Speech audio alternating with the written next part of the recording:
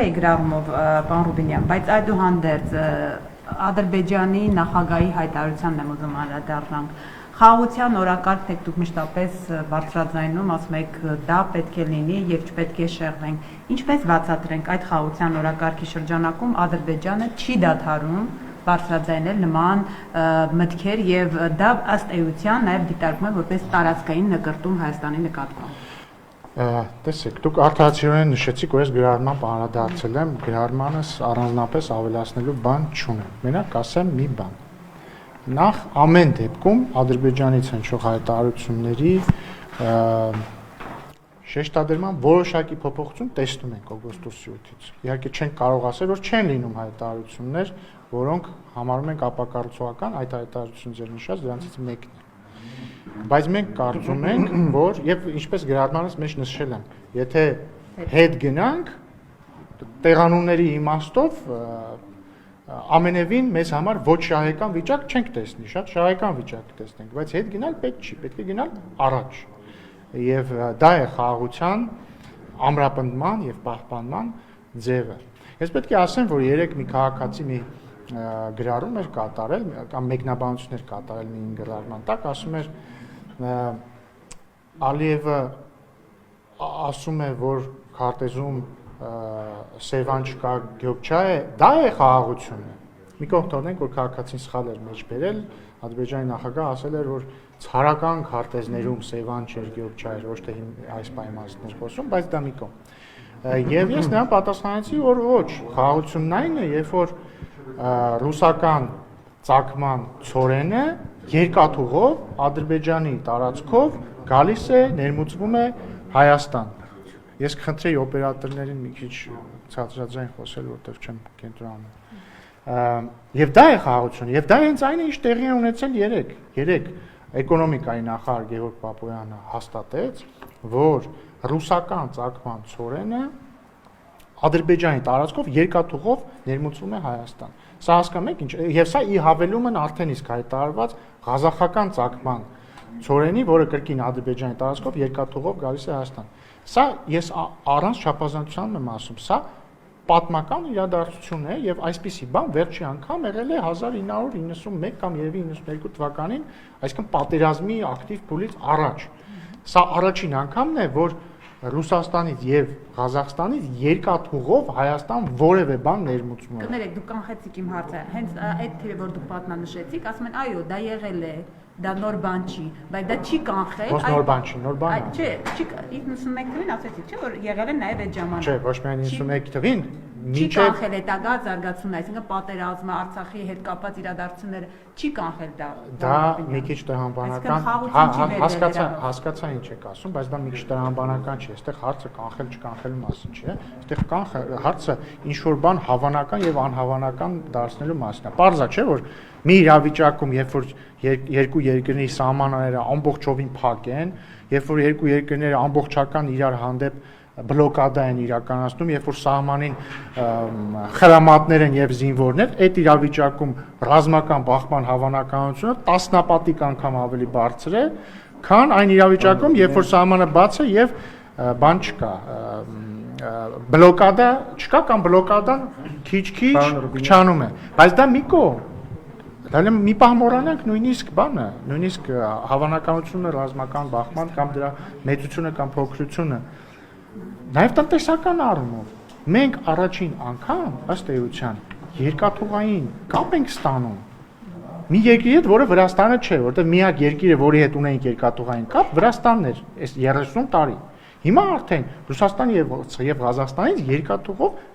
որևէ ապրանքի գալիս Հայաստան եւ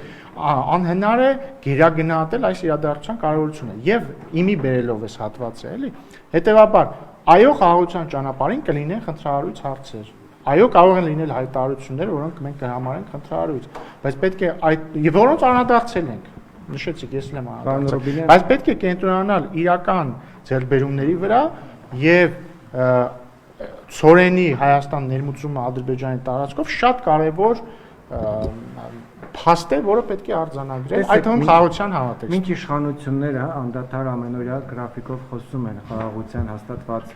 օրակարգի մասին օգոստոսի 8-ից նշելով, որ այլ իրավիճակ է, ձեր ընդդիմախոսները շարունակում են բարձրաձայնել առկա խնդիրների եւ Ադրբեջանի, ինչպես նաեւ Ալիևն դա շեշտում նկարտումների մասն, օրինակ երեք Արման Թաթոյանը նախկինի տեսանյութ էր հրապարակել, նշելով, որ եթե ՔՊ-ին հաջողվի վերարտադրվել 2026 թվականին, ապա Ադրբեջանը կիրականացնի նաեւ իր զավթողական մեկ այլ քաղաքականություն Հայաստանի տարածքը կբնակեցնի ադրբեջանցիներով։ Պարոն Թաթոյանը դասական մանիպուլյատոր է եւ մեծ տաղանդով աչքի նույնիսկ չի ընկնում իր մանիպուլյացիաներն անելուց եւ ընդհանրապես ես լուրջ չեմ համարում իր ասածին անդառնալ, պետք է ասեմ հետեւյալը, որ իրականությունը շատ տարբեր է։ Իրականությունը հետեւյալն է։ Մենք ունենք պատմական հնարավորություն հաստատված խաղաղությունը ինստիտուցիոնալիզացնելու, անշրջելի դարձնելու եւ երկարատև դարձնելու։ Եվ 2026 թվականի ընտրություններին Հայաստանի քաղաքացիները ունենալու են ընտրություն։ Ընտրել երկարատև խաղաղության միջև, խաղաղության, որը կտևի տասնամյակներ, մի վարքա մի ընդհատեք ինձ։ Խաղաղություն, որը կտևի տասնամյակներ, որոնց ընթացքում մարդիկ չեն ունենա արդեն մեզ համար հարազատ դարձած, վատ իմաստով հարազատ դարձած անհանգստությունը իրենց որդիների, եղբայրների, հայրերի, իրենց իսկ սեփական կյանքի համար, տասնամյակներ, որոնք մենք կծախսենք տնտեսական զարգացման համար։ Այս սրա միջև քաղաքացիները պիտի ընտրեն եւ տարատեսակ մանիպուլյատորների միջև, որոնց իշխանության գալու դեպքում խաղաղությունը, փխրուն խաղաղությունը, ոչ առանց խնդիրների խաղաղությունը, բայց այնուամենայնիվ խաղաղությունը կդրվի վտանգի տակ։ Բայց դուք ինչ երաշխիքներ ունեք։ Ես այս հարցիներ կպատասխանեմ։ Երաշխիքը այն քայլերն են, որոնք իրականացնում ենք։ Երաշխիք եւ ես որ ասում եմ երաշխիք, նկատի չունեմ, որ կա մեկ գործոն, որը ինքնին երաշխիք է, բայց երաշխիքը կազմված է տարբեր գործոններից։ Օրինակ, դելիմիտացիայի գործընթացը մեկ գործոն է։ Վաշինգտոնյան հռչակագիրը երկրորդ գործոնն է։ Վաշինգտոնյան հռչակագրով սահմանված խաղաղությունը եւ միմյանց կողմից իրար տարածքային ամբողջականությունը ճանաչելը եւ վրեժը բացառելը եւ այսպես շարունակ չցիտեմ, մեկ այլ գործոն է։ Թրիփը, որը կիրագործի մեկ այլ գործոն է։ Ադրբեջանի կողմից դեպի Հայաստան երկաթուղային ներմուծումների արգելքը հանելը մեկ այլ շատ կարևոր գործոն է։ Եվ այսպես քար առ քար մենք պետք է կառուցենք խաղաղությունը եւ շատ կարևոր է, որ 2026 թվականին Հայաստանի ժողովուրդը որոշի, որ մենք ուզում ենք շարունակել այս ճանապարհը։ Պարոն Ռուբինյան, տեսեք, ես հասկանում եմ, որ դուք խաղաղության կառուցման ճանապարհով եք փորձում գնալ, բայց Ալիևը այդ ճանապարհով արդյոք գնում է թե չէ։ Հիմա տեսեք, ասում եք Թաթոյանի ասածը մանիպուլյացիա է, լուրջ չեմ ընդունում, բայց OSCE միջազգային մեդիան հետաքննություն էր իրականացրել ու պարզել էր, որ Արևմտյան Ադրբեջան հայեցակարգը, այդ կազմակերպությունը ընդհանրապես փոխկապակցված է նախագահի աշխատակազմի հետ, վերահսկողության տակ է ուղիղ գործում եւ Ալիևը ինքն էլ 2022-ի դեկտեմբերի 24-ին հայտարարել է, որ Արևմտյան Ադրբեջան կազմակերպության ներքո ապահովելու են ադրբեջանցիների մեծ վերադարձը։ Հիմա մեծ վերադարձի տակ, հետո պահանջելու են արժանապատիվ, արժանավայր կյանք, հետո դրանից հասկանալի է, թող պատասխանեմ։ Նախ, որ ասում եք, չէ, դրանից առաջ բան ասեցիք, այնքան երկար հաց տվեցիք, արդեն սկիզբը մոռացա։ Մոտավորապես, չէ, շատ լավ, չէ, հիշեցի, լավ։ Նախ ասում եք դուք փորձում եք գնալ խաղաղության, բայց Ադրբեջանը ինչ է անում այդ խաղաղության համար, այնուամենայնիվ պետք է նշեմ, որ իրոք ղազախական եւ ռուսական ծորենի իր տարածքով տարանցման արգելքը հանելը իրոք պարոն Ֆայրադյանը փայլակ կողքից ինձ ընդհատելով ասես դե լավ է այդ մի բան եղավ, բայց ասես դա բանով հեգնանքով, բայց այստեղ ամենևին հեգնանքի կարիք չկա, շատ լավ է, որ դա եղավ եւ դա շատ մեծ իրադարձություն է, շատ դրական իրադարձություն է։ Հաջորդը դուք իրավացիորեն նշում եք, որ ձեր չեմ ուզում կրկնել այդ տերմինը, որտեղ դա անընդունելի տերմին է, իրավացի եք, որ ժամանակին օգտագործվել է Ադրբեջանի կառավարության տարբեր ներկայացուցիչների կողմից, բայց պետք է նաև նշեմ, որ օգոստոսի 8-ից հետո այդ առումով այլ իրավիճակ է։ Այդ անընդունելի տերմինի օգտագործում ես չեմ նկատել եւ հույսով եմ, որ այդպես էլ կլինի։ Եվ կրկնում եմ, պետք չի բերել փաստարկ 2022 թվականի մասին։ Պետք է բերել փաստարկ 2025 թվականի օգոստոսից 8-ից հետոյի մասին։ Բայց այդ փաստերը չեն հետվել, պարոն Ռուբինյան,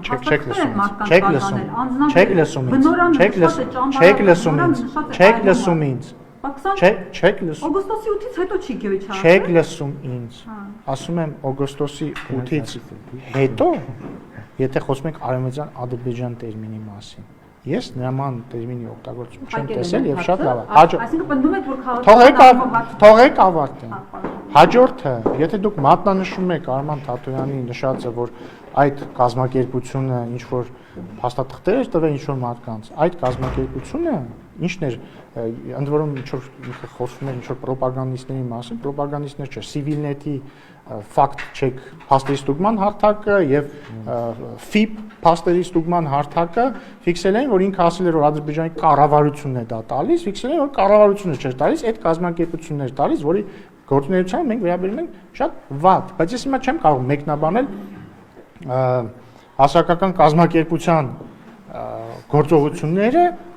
այդ թվում եւ առավելապես օգոստոսի 8-ից հետո, երբ որ հստակ կառավարությունները իրենց դիրքորոշումը հայտնել են, ես ուզում եմ ձեզ հիշեցնել, որ օգոստոսի 8-ի հռչակագրի տակ սևով սպիտակին գրած է, որ կողմերը ճանաչում են միմյանց տարածքային ամբողջականությունը Ալմաթայի հռչակագրի ման վրա, չունեն եւ չեն ունենալու տարածքային պահանջներ միմյանցից։ Վրեժը մի կողմ են գնում են խաղաղության եւ այլն։ Դուք բացառում եք, որ ադրբեջանցիները գալու են, պարոն Ռուբինյան, որովհետեւ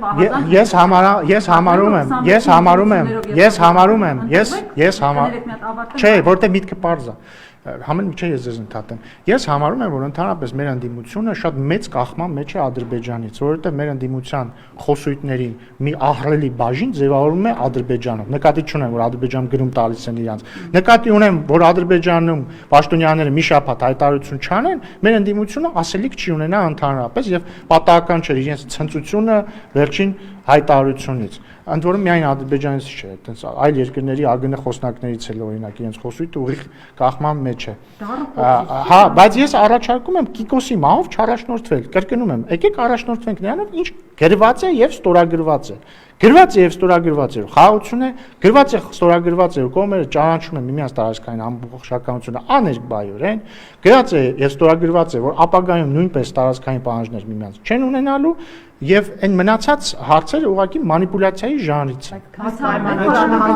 Խախտել Ադրբեջանը։ Քան պայմանագիր փաստաթուղթ խոստում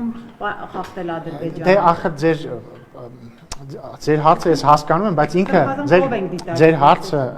հասկանում եմ, բայց միևնույն ժամանակ մի քիչ նիհիլիստական է ձեր հարցը, որովհետև եթե ձեր տրամաբանության գնանք կհասնենք նրան, որ կյանքում ոչինչ հստակ չէ եւ հետեւաբար ինչ անել։ Ես էլ ասում եմ ծայրահեղ, ես էլ ձեզ ասում եմ, որ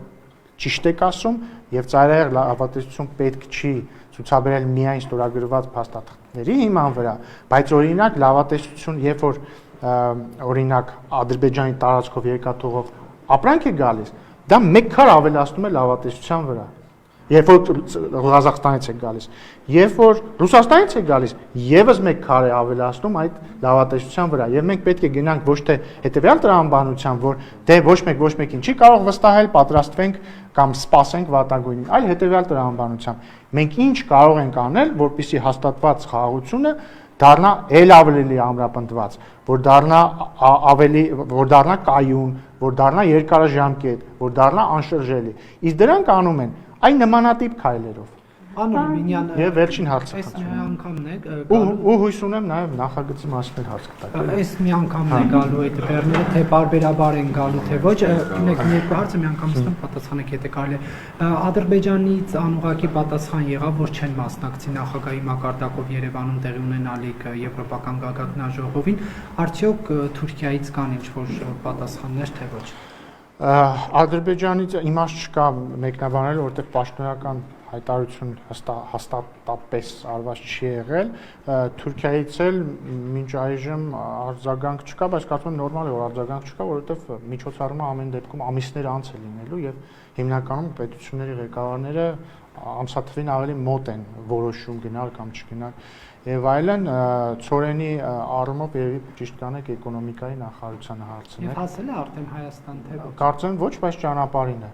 Պարոն Ռուբինյան, իսկ հայ-թուրքական հարաբերությունների շրջանակներով միջգերատեսչական հանդիպումից նորություն կա։ Դեռ ոչ, որ լինի կհայտնենք։ Բայց ուզում եմ նաև արձանագրել, էլի, նաև ձեր իմ կողմից շատ սիրված լրագրողների պատճառով, որ մարդկանց մոտ կարծիք կա, որ ազգային ժողովում մենակ վիճում են եւ նախագծեր չեն քննարկում։ Եկել նախագիծ եմ ներկայացրել, ոչ մի հարց չհնչեց դրա մասին։ Ուղղակի որ նախագիծը որ շրջանառվեց արդեն անդրադարձանք լուսաբանեցինք։ Դե բայց հարցն է եկան, բայց լավ, հետո այլ առիթներով։ Շնորհակալություն։ Չմոռանաք հավանել տեսանյութը եւ բաժանորդագրվել Civic AM-ի YouTube-յան էջին։